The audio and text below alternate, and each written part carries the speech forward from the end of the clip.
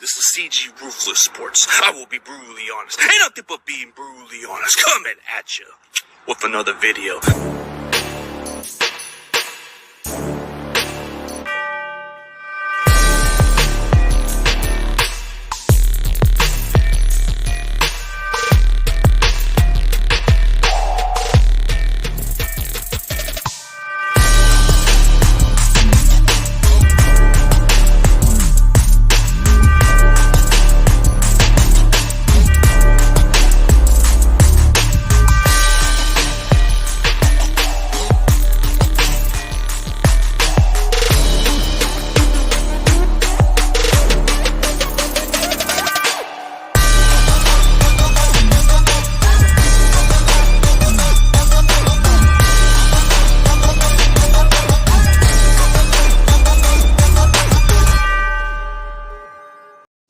Ladies and gentlemen, our guest has returned once again. The biggest troll in the Niners community, the ex-Jet Scouts, the man that keeps sticking with the same lanes. Man, he's back again. That I am. Here I am. I haven't gone anywhere. Everyone thinks I'm going to hiding, but guess what? I haven't. Hey, a lot of your rap songs are kind of like whatever on those TikToks, man. Yeah, absolutely. No, it keeps everyone entertained during the off season. That's all that matters. Keeps everyone smiling, laughing, and having a good time. So it's good to see you again, CG. Yeah, it sure is good to see you, man. Even though you're like the favorite kick toy, man, for this community. Is that a Jimmy Garoppolo jersey? Hey, man, I'm asking you right now. You know he's gonna get cut right now, right? He's gonna be cut by. But you believe Jed's gonna keep his word on it?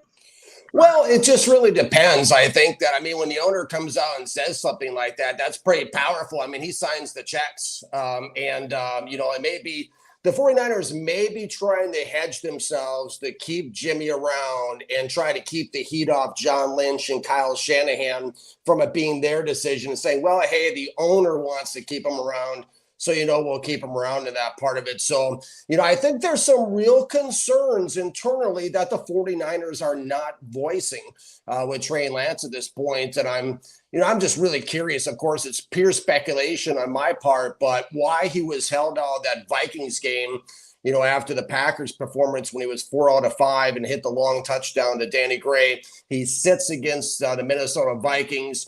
And now, of course, there's, nobody says for sure if he's going to play in the finale against the Texans. All I could see on Twitter was, a few voices saying that, Shanahan plans on playing most of his starters. But if they don't play him again, that'll be even more curious to me. And, I just don't think the 49ers are sold on Trey Lance as some think. Man, are we going with practice, man? I want to ask you the Allen Iverson question, man. What is it with Trey? Is it just a terrible practice that, he's going to be a bust, according to you? Well, it's not just a practice, CG. It's the full body of work. That's what we talk about in scouting, terms, is the full body of work. And, and so when I go back, I tried to do some preparation for our show, just our respect, because we can all sit around on Twitter and write Trey Lance is great, Trey Lance sucks. We could all just subjectively sit, kick the dog back and forth, or, but here's the thing. I try to keep it based on the numbers, because the numbers are the bottom line and they don't lie. We all can have our own opinions. But, when you look at the full body of work, I went back and looked at some tweets last year. Last year, according to Grant Cohn in 2021 in preseason and in the training camp, Trey Lance was 69.4% in camp. 2021 preseason, he comes back with a 46.3 underwhelming number. 2021 regular season, he comes back at 57.7%.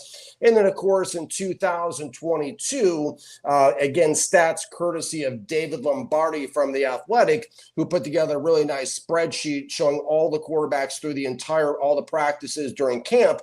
And he comes out at 54.7%. Of course, then you have to include, if you're looking at the full picture and not being biased, you have to include the preseason game against Green Bay, where he goes 4 out of 5 for 80%, which is his best outing since he's been a member of the 49ers, period.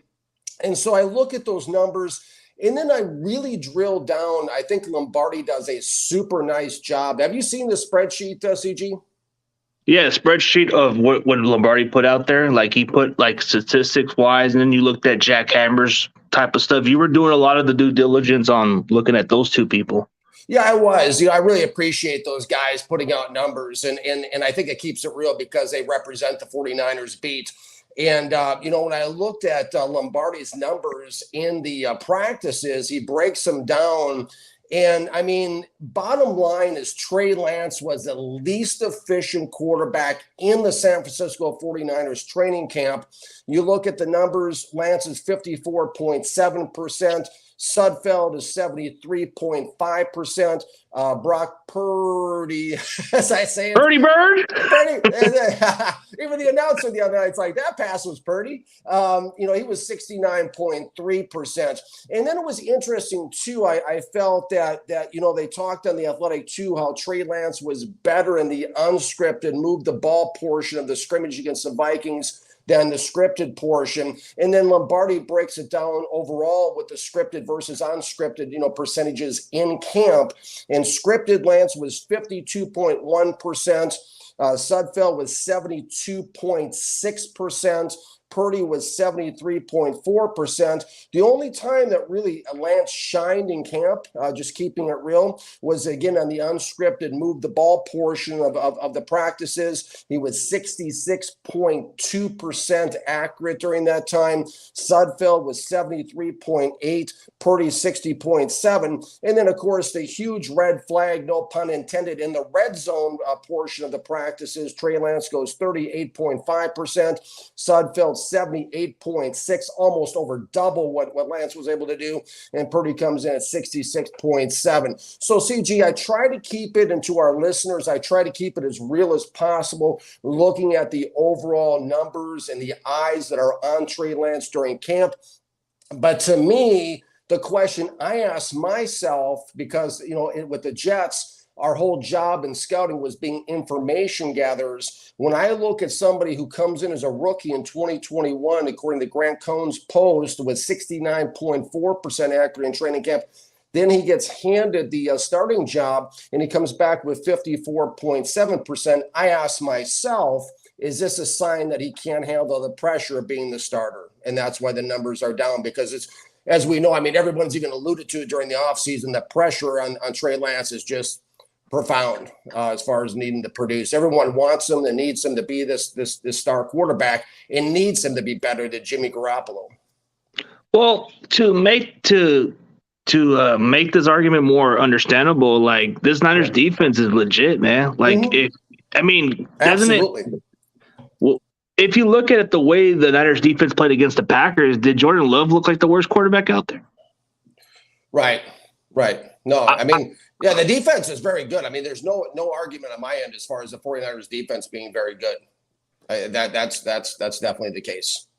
And to be fair, that offensive line was a work in progress. Like, if you look at the way he was getting pressure, like early on, like when you're looking at the completion percentage, man, I'm thinking, is it just him playing or is it defense, bro? Because the defense to me is getting some interceptions. They're making some turnovers. They're creating some pressure.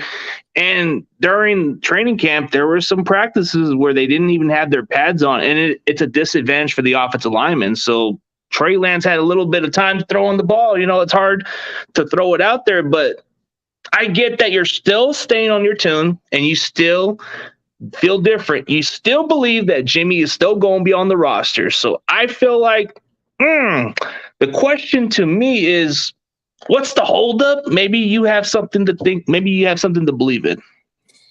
Yeah, the holdup, I believe, all along is this thing has been very masterfully crafted from a PR standpoint internally with the 49ers. This is, they've kind of woven and spun this thing. Of course, everybody who's got the credentials out there is going to, march to the beat of the same drum or whatever they're told to write, within the 49ers media community. But, to me, it's just really curious. All along, Jimmy just I've said all offseason, Jimmy's going to stick around. Everyone expected him to be traded on draft day. He was being moved by the time, in the summer, by June 1st. He wasn't. He's still there. Whether or not Jimmy is there is, I wouldn't bet my house on it either way. But I think it's very curious that he's still there. And to me, the best lines in a book are between the lines, the things that are unspoken.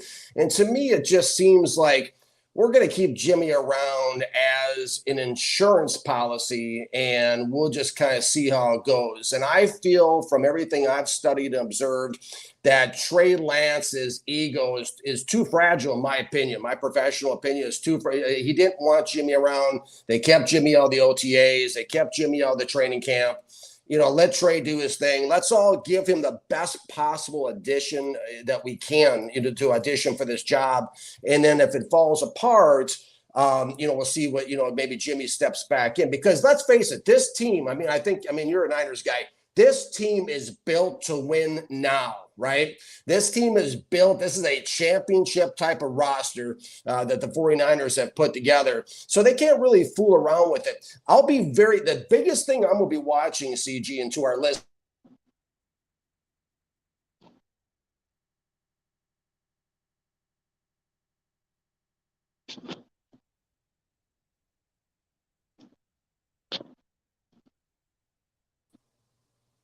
There we are. Yeah, you were frozen for a minute, man. Yeah, I think somebody's hacking into us. They want to cut me off. They don't want to hear what I have to say. All right, say what you got to say, man. You were on frozen for a little bit. yeah, but the bottom line is I think that the most curious thing I'm going to be watching for in my capacity is Trey Lance going to play against the Houston Texans? And what will happen if Trey Lance comes out and struggles with this decision coming up with Jimmy Garoppolo? I just don't know. If they get rid of Jimmy G and he goes somewhere else and he wins, that is not a good look for this organization. And if they keep him around, and then Lance struggles, it just depends what happens. Can Trey Lance handle having a Jimmy Garoppolo sitting on the bench looking over his shoulder when the thing, so it's going to be very interesting. Probably the most drama in the NFL will surround the San Francisco 49ers this week as we come down to our final cuts. Well, the question is, there's no starting job for Jimmy. Like, if we were like, we're going to move on from Jimmy, but which team do you see as Jimmy Garoppolo's new landing spot? Because it's kind of like, I don't think Seattle wants a quarterback at this point. Houston, they're just too high on Davis Mills. There's quite a few options, but maybe you might have a sleeper in mind. Yeah, it's if it were to happen, and it's the biggest word in the English language, right? If it were to happen and they were to let go and cut Jimmy Garoppolo, I would personally like to see a team like the Detroit Lions pick him up, and because I feel like, Jared Goff is on his way down, his way out. They don't have any viable backups whatsoever in Detroit. I covered the Detroit beat for a couple of years. Would they do something like that? I doubt it. 2 years ago, I begged them to sign Leonard Fournette when he was on the waiver wire. They didn't do it. Last year, I begged them to sign OBJ on the waiver wire. They didn't do it. They're just not an organization that makes money moves, that makes the kind of moves that can win. So I doubt he would go there, but he'll end up somewhere, and I think it'd be really interesting.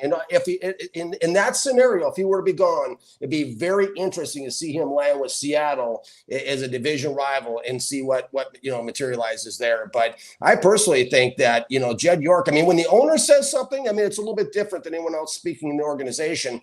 And when they talk about the ownership, Mr. Jed York talks about keeping him hanging around. He seems enamored with that whole Montana Steve Young past. Who knows? Maybe he hangs around and never know. Well, this is what it's been told. We're just moving on from him, but we're waiting for trade suitors. So it doesn't seem like nobody wants him. It's better to get him cut at this point, but you're holding your hopes that he still sticks around. But realistically, it doesn't seem that way. And to clear that argument, I think Kyle Shanahan wanted to bench his starters during the preseason because he didn't want to risk any further. But there's validity to that. Isn't Trey the starter? I would think that would be the smart way to do it, and then play him against the Texans, which he's going to play some significant snaps on this one. I'll be watching. You'll be watching, but you still kind of have your critical thoughts, man. Some people been flip-flopping, man. But let me ask you one question. Was it true that Grant Cohn offered you a job on SI something? as far as I did write for them for a few articles. Yes. Interesting. That is pretty interesting, man. Like, I didn't even know about that until one of the guys on Twitter told me that. But I guess you were on his group for a little bit. But you do a lot of those draft stuff, right? Those little draft things on one of the groups. Yeah, I do. I've written for SI Detroit Lions for a couple years, and also SI New York Jets. I've written for about going on almost a year here, and then the 49ers thing. But I've been on a lot of different publications. I've been on NFL Draft Diamonds. I've written for a number of Wriggles Rag, Hogs Haven, Touchdown Europe. I've written for a lot of different publications over the last 9-10 years. Yeah. So what was hey, this is an interesting question. I don't know if you scout offensive line, but when I first thought of Aaron Banks as that second round pick, I thought he was a reach, but maybe he's not as bad as everybody thinks now, because you redshirt these players to eventually take over, and then you give them some good supporting cast. So I think this pick turned out to be okay. At first, I wanted that cornerback from Florida State's Asante Samuels Jr. That's who I wanted, but they passed on him. They traded down with the Raiders, which I thought was a dumb move. Yeah, you've worked with a lot of those other guys, but man, would it be kind of like when you look back at the way you've been scouting, man, like a lot of critical stuff. Like, I've seen some of your flashbacks of you saying that Tim Tebow is a Hall of Famer. Where'd you get that idea from, man? Was it the hype at Florida? I mean, was it the hype? Was the hype too damn real for this guy? No, I don't believe it was. I know everyone likes to, poke fun at that one. But I love Tim Tebow coming out. I mean, he was a winner in high school, when he was homeschooled and all that. He's a winner in college, won the national championship at Florida, came in, what I saw of him that when he came in for the Denver Broncos, when he took over for Kyle Orton, when Orton was like 1-4, you could stick a fork in the Denver Broncos. He comes off the bench. He leads them to the playoffs. They beat, the Pittsburgh Steelers and the grandfather of NFL defenses, Dick LeBeau, in the wild card game. I love Tebow's intangibles. I look at intangibles a lot, and I love his intangibles, and feel that he just brings out the best, and that's one of the critical factors I look for, someone who can bring out the best, and that's why I'm so high on Jimmy Garoppolo too. Is somebody, he's got his intangibles are off the charts. That's why Bill Belichick drafted him. Is people that can bring out the best in everybody around them and motivate them and inspire them to play their best football. So that's what I saw in Tim Tebow coming out. And Sam Weiss loved him. He's got a big background. Mark Trestman was his quarterback's coach. Trestman obviously goes back with the 49ers. I've known him personally for 25 years. The only coach in the history of football that coached 2 different MVPs in 2 different leagues, the CFL and NFL. So, I mean, there's people out there, a handful of people that really liked him, myself as well. I love Tim Tebow. There's no question about it. And you never know. I mean, Rich Gannon was like 39 years old when he became NFL MVP. So, I mean, there's still time left on the shot clock. Shot clock, man. He tried to play tight end. I don't know about that, man. That's a little bit off, man. But well, you've been hyping a lot on this Malik Willis, man. You've been praising about this guy. What do you really like about Malik Willis so far? I mean, you just been putting him above Trey Lance in some ways, man, and it kind of rubs the community the wrong way, man. They're like saying, man, that's harsh. I know. If only the 49ers would have drafted Mac Jones or Justin Fields instead of Trey Lance, I would be like the poster child for Twitter for the 49ers. I mean, because everybody would love me because I had Fields rated as my QB1, I had Jones as my QB2. But as it turns out, everybody comes at me because of this difference, with the Trey Lance thing. But to answer your question about Malik Willis to me was the most dynamic football player in the entire 2022 NFL draft. When I watched him, the things that he can do, the athletic ability, the running ability, he clocks, he can make people miss in the open field. He can roll out. He's got a cannon for an arm. And it's interesting because when he's played in the preseason, he's caught a lot of people's attention moving around, doing some things. And I think he's got a real bright future with Tennessee. I really advocated very strongly for the Detroit Lions to take him number 2 overall in the first round. Detroit, again, we go back to the Jimmy Garoppolo thing, if they would pick him up or not. But, the Detroit Lions just don't have that vision. Watching the Detroit Lions play is like watching paint dry. And I thought that Malik would probably be the most dynamic player they've had there since Barry Sanders, but they didn't take him. But I personally, he really resonates with me. I really like Malik Willis, And it seems like I like this whole group of quarterbacks that all hangs out together. It's funny, CG, because I don't know if you saw on Twitter a couple months back, but they showed this group of guys working out together, and it was Deshaun Watson, Justin Fields, Malik Willis, and C.J. Stroud. And it's funny because those are all my favorite quarterbacks almost in the NFL. I mean, it's like, and they all were working out together down in I think it was Texas or something. But he's definitely one that's very high on my radar. He was my QB1 in the 2022 NFL draft. Yeah, man, that's crazy. But then, what's even insane is the fact that you still rank high on Deshaun Watson, man. But he's on an 11-game suspension, so is that a relief for you for once or no? Meaning, like he's not going to miss a significant season? He's only going to miss maybe 11 games at this point? Well, right. He'll come back after the 11 games, and he'll play. To me, he's the most dynamic player in the NFL. I mean, the things he can do, it's like watching Michael Jordan cleats. I advocate strongly for the New York Jets to make a move for him in the offseason. There was some rumors at one point, I know, that he was going to be traded to San Francisco. And, I mean, if you guys, had, Deshaun Watson, it'd be lights out. There was rumors about it, too. There were definitely rumors out there about this Deshaun Watson talks. It's been the topic of that offseason until that situation was not resolved. And then let me ask you another question for a quarterback. Do you really feel very high on Tua, or you think he's a bust? No, I'm pretty high on Tua. I've always ever since I saw him in the national championship game, I've liked him. And I think that the Miami Dolphins are my AFC pick for the Super Bowl this year. Oh, you picked Miami's that sleeper, man. So it must be that Kool-Aid when Tyreek Hill was hyping this guy, right? He said he's a better accurate passer than Patrick Mahomes. No, it was the hiring. I'm fascinated with Coach McDaniel. I think he's a brilliant, fascinating coach. Of course, he comes from the 49ers and under Shanahan. And, I just felt like, when he matched up with Tua, I just felt like, he was going to really be, and it has a lot to do with this. It's like the Bears bringing in the Packers quarterback coach, that become their new offensive coordinator. A lot has to do with knowing how to play to the player's strengths. And I think that's what McDaniel is going to do with Tua down there in Miami. Yeah, it's just he's got a lot of weapons, but doesn't that kind of make the same thing with Trey? He's got a lot of weapons also. So what's the difference? One guy can't be as accurate on his throws. The other one has a little more work in progress, right? There's a difference.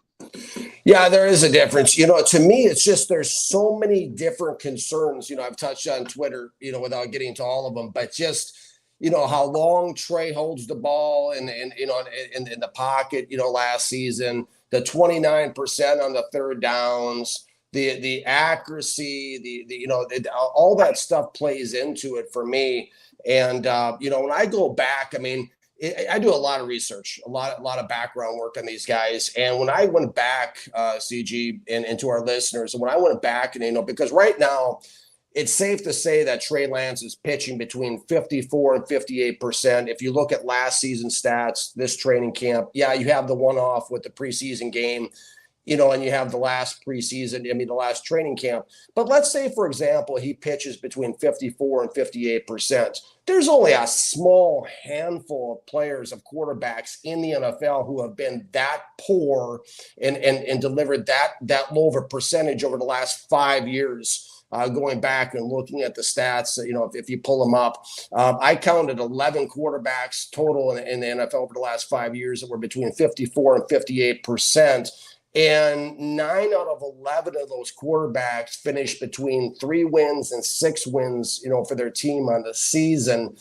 So, if you're between 54 and 58%, that's tough. That's really tough. And I do acknowledge that 49ers have a great defense and good special teams and all that, but that's tough to win if you're in the 50% bracket. And that's where he's at right now. And That's what Kyle Shanahan's going to bet his job on if he gets rid of Jimmy and goes with Trey Lance. So that's what the bottom line is.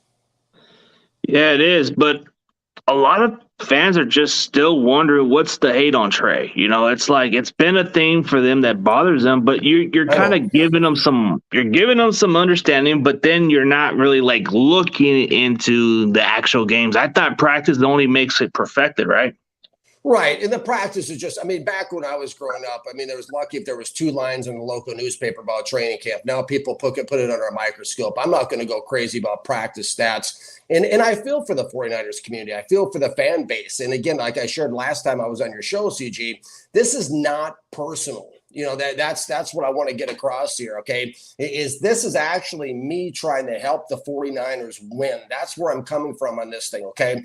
Because when I first put my Trey Lance, for Draft Diamonds, when I first put my evaluation out there and said that any GM even considering Trey Lance should be fired on the spot. This is before the 49ers drafted him. This is before he was with the 49ers community. I even put out a tweet one day. I said, okay, just for the fun of it, I said, if Trey Lance gets drafted by the Carolina Panthers, let's say, do you care or not care about Trey Lance? I asked the 49ers community that, and like 75%, or I don't remember the number, but it was a high number, said, no, we could care less. So I understand the passion. And that's what attracts me. That's what draws me to the 49ers fan base, is a tremendous passion that everybody has. And they care so much. They want the team to win so much. I love that. But it's like, but my whole thing with Trey Lance, and it's not hating like I say online, it's evaluating. I just transcribe and write what he did on game film. I don't make this stuff up, and I can't afford to make this stuff up, because once you put the stuff online, it stays there forever. And with my aspirations in the NFL that I have to get back into the league, scouting, and become a general manager one day, I can't just afford to be just like one of these guys in the media just says this crazy stuff for clicks. I can't do that. So I just write down what Trey Lance did on film. So it's not hating. I want to get that across. I don't know Trey Lance. I don't know him personally. I don't know, it's nothing personal at all. It's business. And all I have done is write down what Trey Lance has put on game film. So if it's just, that's what it is. It's his resume. I just wrote it down. So it's not hating. It's evaluating. Yeah, you're evaluating, but I just feel like you're not I guess you're being critical in the right way, but what would it take for you to change your mind? Like, let's say Trey, for whatever reason, eventually takes us a lot further than expected. Are you just going to eat crow, or are you going to still stick with the same energy? That's what the narrative is. Like, at some point, we got to eat our words, right? Well, if that came to fruition, sure. That's it. And that's the thing is, and that's another thing too. I'm glad you touched on this, EG. Is everybody just thinks I have this narrow narrative where I just need to make things the way I want. No, I don't. Okay. Because it's like when he hit that touchdown pass to Danny Gray, the 76-yarder against Green Bay.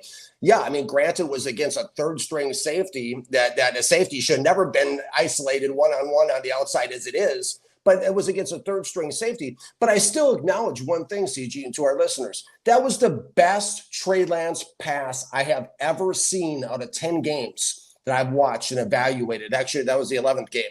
And so I do talk about the positives too. I talk about the positives of my scouting reports. I talk about how he improved last year from the preseason to the regular season at the intermediate level of the field, and he was up to about 50%. So I do balance the narrative, but it's just not good enough to win in the NFL. And so it's going to take him, to answer your question, CG, it's going to take him proving it and putting it on game film and consistently doing it over and over and over again for me to be able to say, okay, listen, hey, and of course, I'm not going to run and hide in that scenario. I would talk about what's happened and continue to go forward. Everybody misses. Bobby Beathard, who's maybe the greatest GM in NFL history, in my opinion, who's in the Hall of Fame, he drafted Ryan Leaf.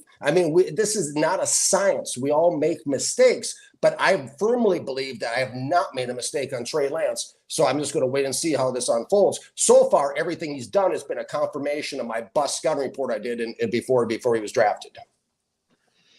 Yeah. we got to see how the regular season goes. But realistically, I believe he has the potential to lead this team a little further than they expected, because I get that he's going to have some growing pains. I get that part of his game. It's going to happen with a lot of these young quarterbacks. But I feel like his upside is a lot better than what we got right now. Like you're very high on Brock Purdy. Why would you be so high on Mr. Irrelevant when he's barely an average thrower? Like, I like the 2-point conversion where he did throw it right on the money. That was a perfect throw, I'll say that. But you're so high on this guy. I am. I mean, and the thing it is about Purdy is that he was in his college at Iowa State. When you compare Brock Purdy, just look at the college numbers. I mean, pull them up online. I don't make this stuff up. I just write it down. I mean, Brock Purdy was more efficient, had a higher completion rate than Trey Lance did in college at NDSU. Right. So he was more efficient. And to me, Brock Purdy is very efficient in Kyle Shanahan's system, which is predicated on handing the ball off and throwing to the short to intermediate levels of the field. He did it last year, no matter if Jimmy or Lance were under center, 71% of the time. I charted the plays, and with Purdy, I mean, that's the most astounding part about that is when I look at the 49ers, in their training camp scenario, right? And I look at this, you look at Brock Purdy, you pointed on, CG, he's Mr. Irrelevant, the last guy taking the draft, right? Nate Sudfeld is a journeyman quarterback. These guys are running Kyle Shanahan's system so much more efficiently in their own training camp than a guy they traded 3 number ones for. That to me is alarming. It's alarming when Brock Purdy completes 69.3% of his passes in camp and Lance is at 54.7%. It's alarming when Purdy is almost double what Trey Lance is in the red zone, Mr. Irrelevant in their training camp. It's just astounding to me that these guys' numbers, Nate's, I mean, we're not talking about, Joe Namath and Johnny Unitas being behind Trey Lance. We're talking about Nate Sudfeld and Brock Purdy are so much more efficient in their own camp than Trey Lance. That to me is very frightening if I'm Kyle Shanahan looking at this. Yeah, but when you look at Brock Purdy, he played mostly against a lot of the backups, like third and fourth stringers. Like there's going to be some guys that's going to be out of the league. True, absolutely. And of course, even the starters are playing against vanilla, everybody's playing just the defensive looks. I mean, they're not playing anything complex at all, really. So it is tough to tell. And that's why when I posted something a few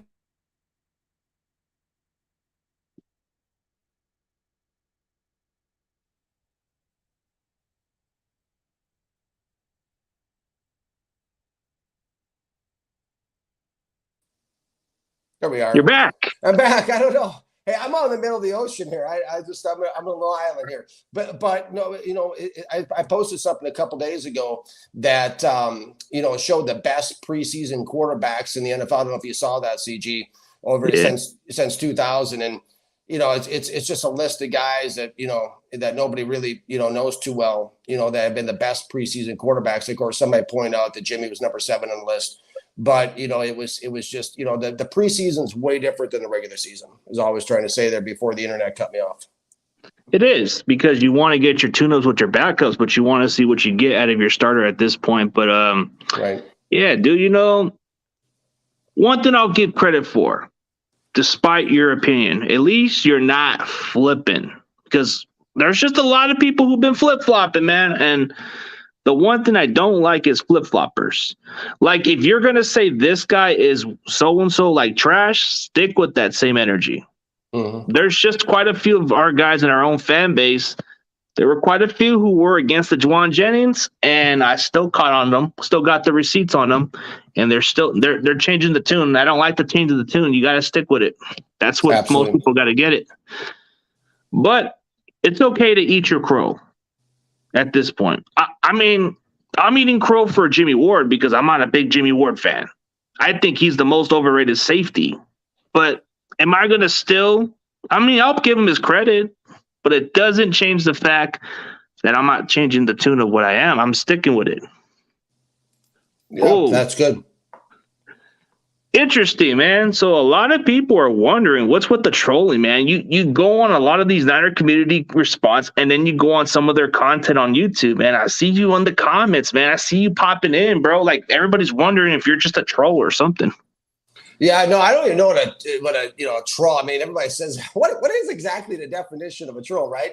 Is a troll just somebody that has a different opinion that we can't handle? I mean, I'm not talking about you, but I'm talking about in general in the community, And so I stay on the same account, contrary to popular belief. I don't have all these burner accounts. I'm not talking to myself, having conversations back and forth.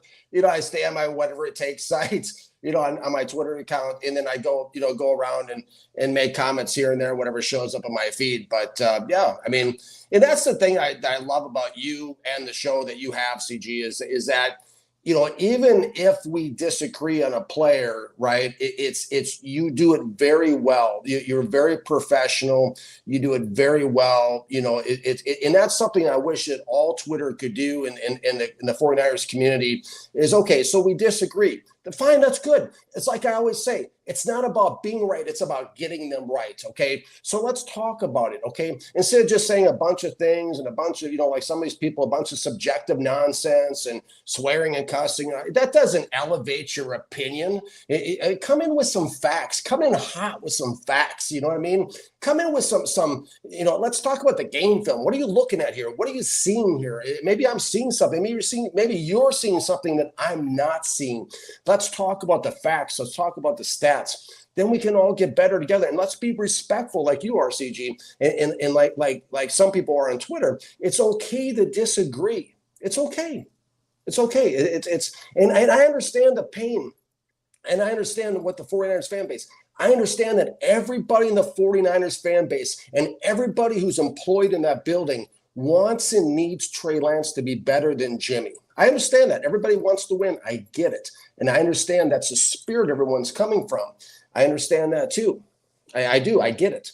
But let's talk about the facts. I'm speaking to the community. It's just, let's talk about the facts of what he's done and what he's doing, instead of just saying, whatever.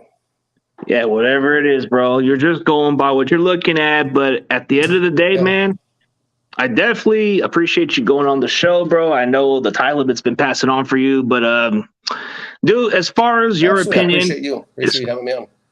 As far as your opinion, it may get on my nerves a little bit, but I've always learned to respect what others think, despite if you're whatever, it's just, you got to have a healthy debate with one another. That's all it is. Right. Absolutely. And that's the thing is that's how we all, learn and grow, and myself included. And, it's just, it can be done respectfully, like you're talking about, for sure. And one thing you guys will always know about me is if I have an opinion, I've done the work. I sit in front, when I write an article, I watch between 6 and 8 hours of game film sometimes. I mean, I'm doing the work. So when I have notebooks, I have a stack of notebooks that's, this high, that's a little notes that people couldn't even read, is so small. So, I mean, I do the work. So that's the one thing you can always count on from Daniel Kelly, is that I do the work and I document the games that I've watched, and I talk about the stats. I say, hey, go look at them. I mean, these are the numbers. It's on ESPN, it's on Pro Football Reference, it's on, it's all StatMuse, it's all over the place. These are the numbers we're working with. So I try to keep it as objective as possible in a very subjective environment, which is social media. Yeah, without a doubt. But hey, definitely looking forward to the upcoming future. We'll see how the season recaps. We'll see how Trey does. And if you got some more to say, man, you're more than welcome to come on, bro. But hey, thank you. Thank you. I appreciate that. I'll be back on. I'll be back on to talk about it if you want me back on, for sure. And it's and just know though, everything I do is in the spirit of helping the 49ers win and putting the best 53 on the field. Yeah, I get it, man. But hey, we'll do the recap of Trey Lance's season. We'll put that on hold for right now, man. I know you got some stuff to do. I know you're trying to get an application for that scouting job, man. So I don't want to get in the way, Oh, yeah, that's cool. That's cool. maybe the show will be the application. Who knows? hey, go to the front office of the Niners and just go to Jed York and ask for a job, then. Absolutely. Hey, I would love to do it. I would love to be a scout with the San Francisco 49ers. That'd be a lot of fun. And yeah, that'd be really, really cool. All right, man. And as always, CG Ruthless and Daniel Kelly is out, and we'll see you later. Peace. See you later. Thanks for watching.